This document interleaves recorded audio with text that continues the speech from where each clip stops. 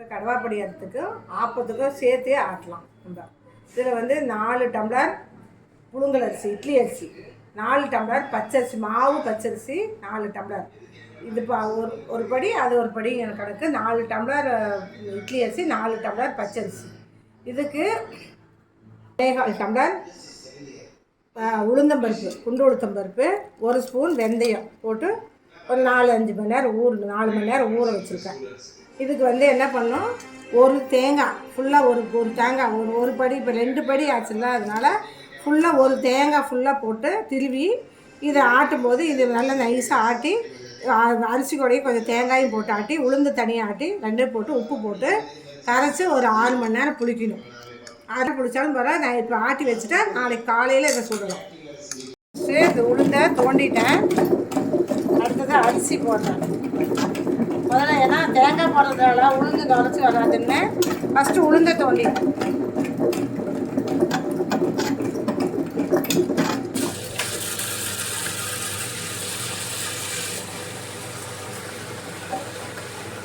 ட்ரெயினில் ஆட்டும்போது பச்சரிசி போடுறதுனால கொஞ்சம் தண்ணி ஊற்றி தள்ளி விட்டு வைங்க. ஃபஸ்ட்டு தள்ளி விடுங்க, அப்போ தான் கொஞ்சம் மசியும்.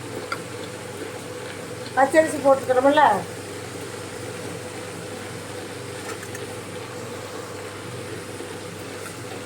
கொஞ்சம் கொஞ்சம் மசிஞ்சோன்னையும் தேங்காய் நல்லா ஒரு காய் அளவுக்கு திருவி வச்சுருக்கிறேன்.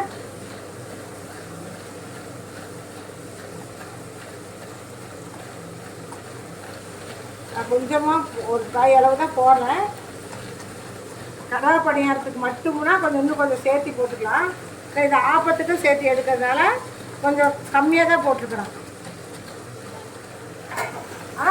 ஒரு தேங்காய் அளவுக்கு போட்டிருக்கிறேன். இதில் வந்து ஆப்பத்துக்கு வந்து கொஞ்சம் தேங்காய் பால் ஆட்டி சுடும்போது தேங்காய் பாலை நான் சொல்கிறேன், தேங்காய் பால் ஊற்றிக்கலாம். இதை வந்து ஆட்டி கழுவி அந்த தனியாக எடுத்து வச்சுக்கலாம். ஆட்டிட்டு உப்பு இதையும் அதையும் எல்லாம் உப்பு போட்டு கரைச்சி இந்த கழுவுன தண்ணியை தனியாக எடுத்து வைங்க. அதை நான் நாளைக்கு சொல்கிறேன்.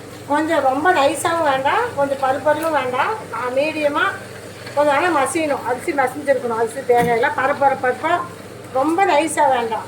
கொஞ்சம் கால் பாகத்துக்கு மேலே கொஞ்சம் நல்லா நைஸாக ஆட்டணுன்னே. நைஸாக ரொம்ப நைஸாக ஆட்டிடாதீங்க, கொஞ்சம் முக்கால் பட்டமாக, அப்போ தான் பணியாரம் நல்லாயிருக்கும்.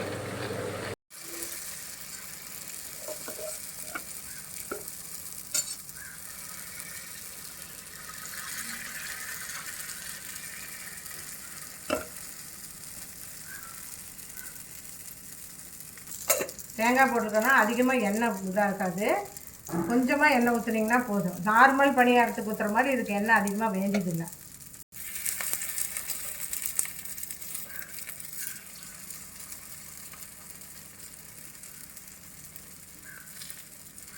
ஓரத்தில் கொஞ்சம் பார்த்தீங்கன்னா கொஞ்சம் வெந்திருக்கும். அப்போ அப்படியே அசாமல் திருப்பிக்கலாம். இது ஆக்சுவலாக வந்து மாக்கல்லில் செஞ்ச கடவா பணியாரக்கல்ல. இதில் இண்டோலியமும் இருக்குது.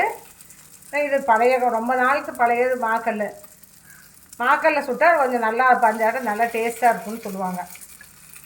இந்த மாதிரி பூண்டை உளிச்சுட்டு இந்த கட்டையை எடுத்து வச்சுருக்கீங்கள, இந்த கட்டையை எடுத்து நம்ம சகப்பரிசி, கவுனி அரிசி, அந்த மாதிரி பயிறு, இந்த மாதிரி இதுக்குள்ளே இதை போட்டுருங்க.